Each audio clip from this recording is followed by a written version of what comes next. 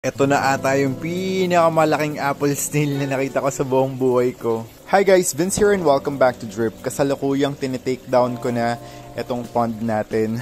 Very nostalgic. Ang dami kong magagandang memories dito. Ako yung gumawa nito mismo. And lampas 1 taon din sa akin tong pond na to. Magdadalawang taon. Pero ngayon tinitake down ko na siya. Habang ginagawa ko yun, kinokolekta ko yung mga apple snails na nandito sa aking pond. And tingnan nyo naman yung nakita ko. Ito yung mga nakuha kong apple snails na nandito sa pond. And super duper stand out talaga to. Ito na ata yung pinakamalaking apple snail na nakita ko. Grabe. Itatabi ko siya dun sa pinakamalaki ng batch na yon. And ayan yung size comparison nila. Tingnan nyo naman. Walang binatbat yung pinakamalaki dun sa batch. Grabe to. Monster apple snail. Sobrang laki. Sobrang solid. Grabe. Sobrang tanda na siguro na yun to.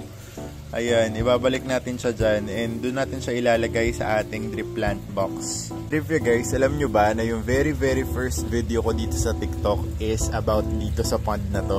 Trip ko pa nang gumawa ng mga aesthetic na video. And ito yung pinakauna kong video nga na pinapakita ko yung nagawa kong pond. Ito pa lang yung maliit pa lang na yun. Gantong-ganto ko siya pinapakita. Ganyan. Ngayon, it's about time na i-take down na to. Kasi i-improve natin kung ano yung meron dito ngayon. Apple snails are going in. Tingnan nyo naman kung gaano kalaki tong apple snail na to. Grabe. Sobrang laki.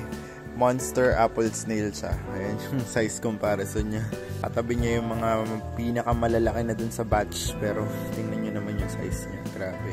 Anyways, ilalagay na natin ang ating mga apple snails. Dito na lang siya ilalagay.